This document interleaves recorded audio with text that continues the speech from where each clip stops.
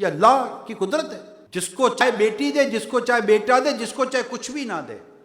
ہم عورتوں پر ظلم کرتے ہیں، تو بیٹی پیدا کرتے، ارے اس کے ہاتھ میں بیٹی پیدا کرنا تو تیرے ہاتھ میں نہ بیٹی بیٹا چل لا، نہیں ہے تیرے ہاتھ میں بھی مرد، یہ صرف رب کے دستے قدرت میں۔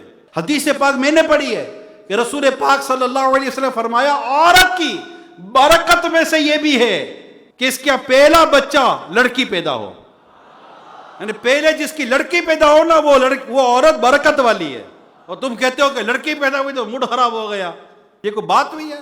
بیٹیاں بھی موڈ خراب کرتی ہے، بلکہ سچی بات ہے، بیٹیوں کو بڑا ہونے دو، موڈ خراب ہوگا نا تو بیٹی کو دیکھ کر موڈ صحیح ہو جاتا ہے۔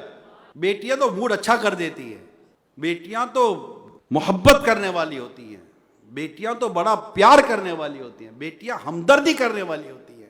بیٹوں میں بھی الحمدللہ یہ باتیں پائی جاتی ہیں، لیکن بیٹوں کے مقابلے میں بیٹیوں میں زیادہ پائی جاتی ہیں۔ جی ہاں، اور آج بیٹی پیدا ہوتی ہے تو آپ کو برا لگتا ہے۔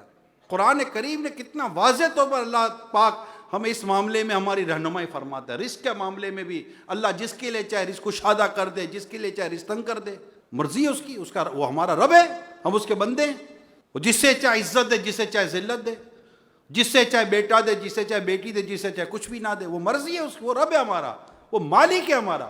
ہم ایک دوسرے کے اوپر ڈالتے ہیں یار، اس کے پاس بیٹی پیدا ہوتی ہے، بیٹی پیدا ہوتی ہے، بیٹی پیدا ہوتی ہے، تو خدا نہ خواستہ اگر ایسی کوئی سوچ آپ کے دل و دماغ میں بیٹھی ہوئی ہے، خدا نہ تو ختم کرے، یہ مطلب ایسا نہ ہو کہ قیامت کے دن ہم پھنس جائیں۔